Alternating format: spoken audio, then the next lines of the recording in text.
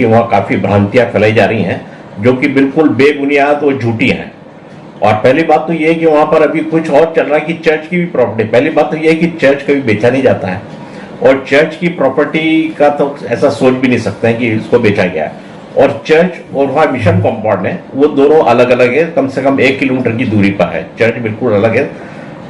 ये अनुपम चतुर्वेदी जो है इनका ये हमारे एक, हालांकि कई जगह वो दूसरे जो लोग आरोप लगा रहे हैं कि वो इन्वॉल्व हैं, पर अभी वो चर्च ऑफ नॉर्थ इंडिया के साथ हैं और कुछ टेक्निकल चीज़ें जो है उनके उसमें भी उनके नॉलेज में है, इसलिए वो उनको हमने एक अधिकार पत्र दिया था कि आप जो है इसके केवल उसकी प्रकरण की पैरवी करें और प्रोटेक्शन करें दूसरे लोगों से। कई लोग वहाँ जो इंक्रोचमेंट कर रहे थे उनको आप प्रोटेक्ट करें, इसके अलावा उनको कोई अधिकार नहीं दिया गया है।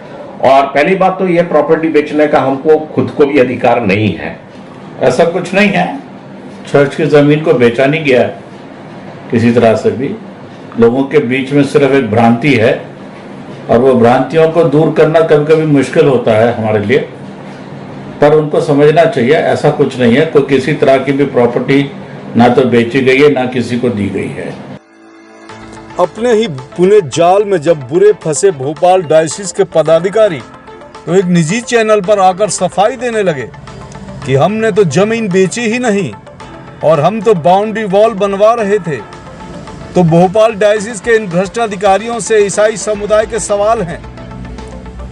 पहला सवाल ये कि जिसके ऊपर सीएनआई ने मुकदमा किया था जमीन कब्जाने का, उसी को केयर टेकर कैसे बना दिया। दूसरा सवाल ये कि अनुपम चतुर्वेदी के ऊपर उज्जैन में चर्च की जमीन पर कई बिल्डिंगों को बनाने का आरोप है, तो कैसे ऐसे आदमी को केयर टेकर बना दिया। तीसरा सवाल ये कि कब्जा करने में जेसीबी और टीन शेड पर लाखों रुपए का खर्च आया होगा, वो खर्च किसने उठाया, भोपाल डायसिस ने या फिर अनुपम चतुर्वेदी ने। चौथा सवाल ये कि जब अनुपम चतुर्वेदी उज्जैन में चर्च की जमीन हथिया चुका है तो वो सीएनआई का साथी कैसे हो सकता है।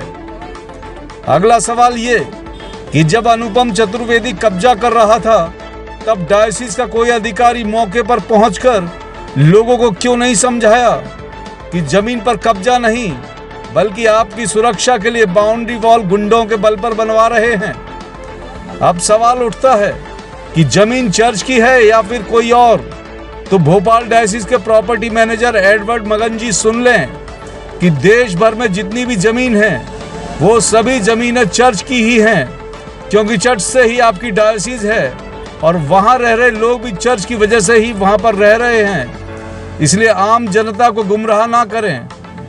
सबसे महत्वपूर्ण सवाल यह है कि आप ईसाई समुदाय के लोगों को धमकी दे रहे हैं कि आप उन पर कार्यवाही करेंगे। तो सुनिए भोपाल डायसिस के भ्रष्ट अधिकारियों, आप बस ये बताइए कि किसी अन्य जाति के व्यक्ति को आपने केयर टेकर कैसे बना दिया और गुंडों के बल पर कब्जा करा दिया। आपको बाउंड्री वॉल बनानी थी तो लोकल चर्च कमेटी को भरोसे में लेकर उनके द्वारा निर्माण कार्य कराते। एक भूमाफिया को केयर टेकर बनाने की जरूरत कैसे आन पड़ी।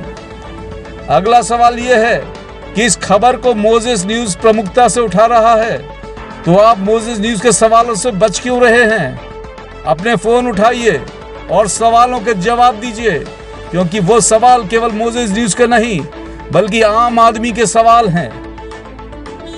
आपको बता दें कि देश भर में चर्च ऑफ नॉर्थ इंडिया के नाम की कोई संपत्ति नहीं है, बल्कि सारी संपत्ति अन्य संस्थाओं के नाम है। विगत में एक समझौते के तहत सीएनआई ने सभी जमीनों को हथिया लिया था, इसलिए जमीन पर कब्जा देते हैं और बेनामा और बेचने का एग्रीमेंट उस संस्था से करा देते हैं जिस संस्था के नाम वो जमीन चढ़ी होती है। अब सवाल ये उठ रहा है कि जो भ्रष्ट हैं वो खुद ईसाई समुदाय के उन परिवारों को कानूनी कार्रवाई की धमकी दे रहे हैं जो परिवार कब्जे का विरोध कर रहे हैं। वहीं यूसीएनआई के सचिव स्टीफन सिंह ने इस प्रकरण की शिकायत मुख्यमंत्री शिवराज सिंह चौहान से कर दी है। जल्दी ही इस प्रकरण की भी जांच पीसी सिंह प्रकरण से जोड़कर उच्च स्तर पर हो सकती है और दोषियों पर कार्रवाई भी हो सकती है। Bureau report, M News. M News साथ सच का।